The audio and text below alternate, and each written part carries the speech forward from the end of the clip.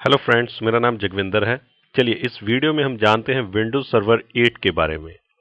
जी हाँ, Windows server 2008 के बाद माइक्रोसॉफ्ट एक नया विंडोज सर्वर लॉन्च करने वाला है जिसका नाम है विंडोज सर्वर 8। और ये बीटा एडिशन है क्योंकि जैसा कि पीछे से चलता आ रहा है, एक विंडोज एनटी के बाद जब भी माइक्रोसॉफ्ट ने नया विंडोज सर्वर लॉन्च किया है, जिस ईयर में वो लॉन्च हुआ है उस ईयर को सर्वर के साथ जोड़ दिया है। जैसे कि Windows server 2000, Windows server 2003, Windows server 2008। तो इसी सीरीज में जो एक नया सर्वर माइक्रोसॉफ्ट विंडोज लॉन्च करने वाला है उसको उन्होंने नाम दिया है विंडोज सर्वर 8।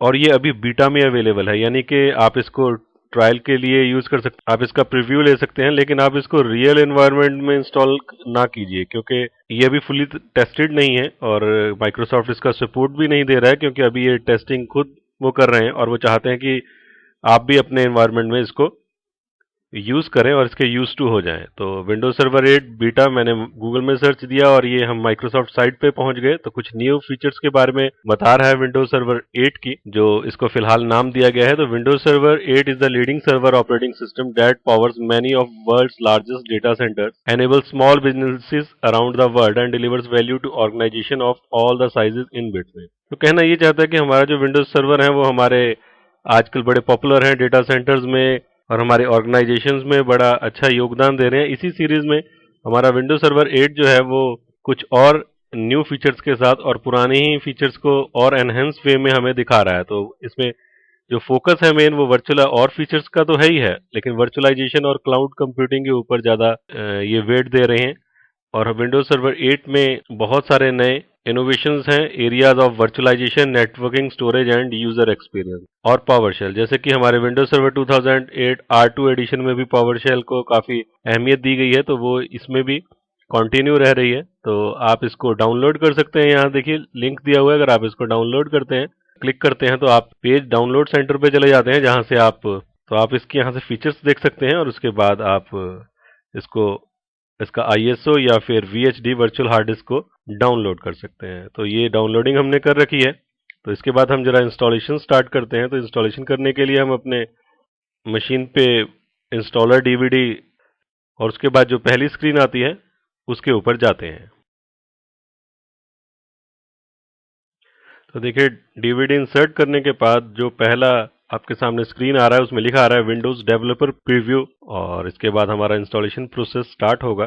तो देखिए आपकी स्क्रीन पे इंस्टॉल विंडोज पेज आ गया, जिसमें आप ये इंस्टॉलेशन पेज वैसा ही है जैसा कि हमारे विंडोज 7 या सर्वर 2008 में इंस्टॉलेशन का प्रोसेस चलता है। वैसे ही आपको लैंग्वेज सिलेक्ट करनी पड़ेगी, टाइम एंड करेंसी फॉर्मेट और जो भी आप लैंग्वेज सिलेक्ट करना चाहते हैं। इसमें ज़्यादा ऑप्शंस नहीं है जैसे हमारे विंडोज सर्वर 2008 में या विंडोज 7 में होती हैं।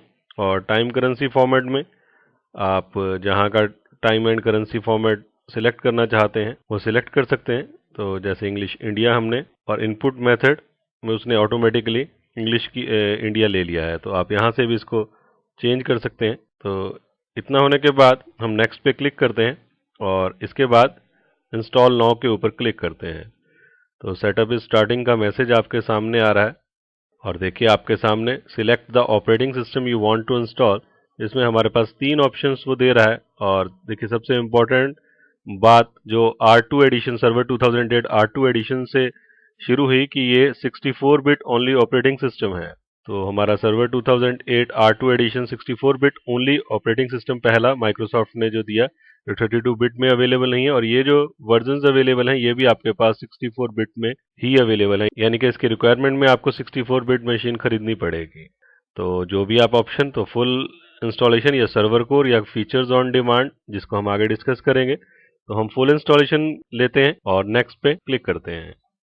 आप लाइसेंस एग्रीमेंट को एक्सेप्ट कीजिए, नेक्स्ट पे क्लिक करते हैं। इसके बाद अपग्रेड एंड कस्टम की ऑप्शन है, कस्टम के ऊपर क्लिक करते हैं। आपकी हार्ड डिस्क जो 80 GB की आपको दिखा रहा है, और अगर आप कोई एक्स्ट्रा पार्टीशन क्रिएट करना चाहते हैं तो यहाँ पे एक्स्ट्रा पार्टीशन भी क्रिएट कर सकते हैं। मान लीजिए मैं लगभग 40 GB का पार्टीशन बनाना चाहता हूँ, अप्लाई करता हूँ तो कह रहा है कि एक एडिशनल पार्टीशन की ज़रूरत है विंडोज़ को। तो एक छोटा सा पार्टीशन उसने एडिशनल सिस्टम रिजर्व बनाया और फिर हमारा 40 GB और अप्रोक्सीमेटली 39 GB का पार्टीशन दूसरा है। और नेक्स्ट प्रेस करके हम इंस्टॉलेशन का प्रोसेस स्टार्ट करते हैं। तो देखिए इंस्टॉलेशन प्रोसेस बिल्कुल वैसा ही मिलता जुलता है जैसे हमारा विंडोज सर्वर 2008 में या विंडोज 7 में है। ये तो जैसे ही ये विंडोज इंस्टॉलेशन का प्रोसेस खत्म होता है उसके बाद हम इसके ऊपर कुछ और डिस्कशन करेंगे। तो देखिए सिस्टम रीस्टार्ट होने के बाद आपको प्रिपेयरिंग का मैसेज आ रहा है और ये फर्स्ट टाइम हमारा सिस्टम स्टार्ट होने वाला है। तो देखिए आपके सामने एक स्क्रीन आई है जिसमें लिखा आ रहा है सेटिंग्स के बारे में, enter a password for the built in administrator account to automatically log on and make setting up this machine easier. तो आपसे पासवर्ड के बारे में पूछ रहा है तो हम अपना पासवर्ड एंटर करते हैं यहाँ पे और उसके बाद उसको कंफर्म करते हैं और ओके प्रेस करते हैं। फिर फाइनलाइजिंग योर सेटिंग्स का मैसेज आपके सामने स्क्रीन पर आ रहा है।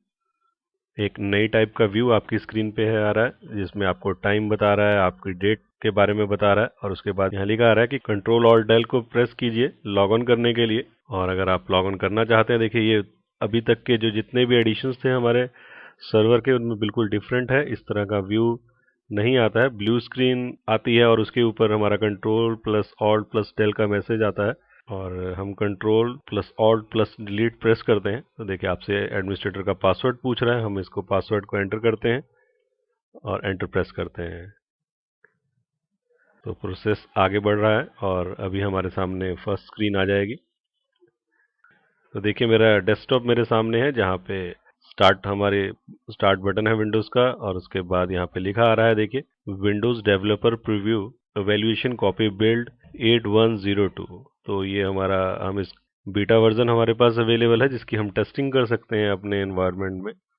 तो देखिए सबसे पहली स्क्रीन सर्वर मैनेजर आपके सामने आ रही है जिसमें डैशबोर्ड, क्विक स्टार्ट जहां से आप ऐड रोल्स कर सकते हैं। इसके बाद नया क्या क्या है वो जानने के लिए आप यहां से add remote servers to create custom server group. आप सर्वर मैनेजर में अपने ही इस सर्वर के अलावा दूसरे सर्वर्स को भी मैनेज कर सकते हैं। तो देखिए आईपी एड्रेस आ रहा है, हमारा कंप्यूटर का नाम आ रहा है, जो भी आईपी एड्रेस आपको मिला होगा तो ये एड्रेस एक इसको डायनेमिकली मिल गया है। इसके अलावा लोकल सर्वर सेटिंग्स में आप इस कंप्यूटर का नाम, इसका work group, remote management enabled है या नहीं, रिमोट डेस्कटॉप डिसेबल्ड। तो इस तरीके से हमें हमारा सर्वर स्टार्ट हो गया और मेरा सर्वर मैनेजर मेरी स्क्रीन पे है। अब इसको आगे हम और भी जानेंगे अच्छे से, लेकिन इस वीडियो में इतना ही एंड थैंक्स फॉर लिसनिंग।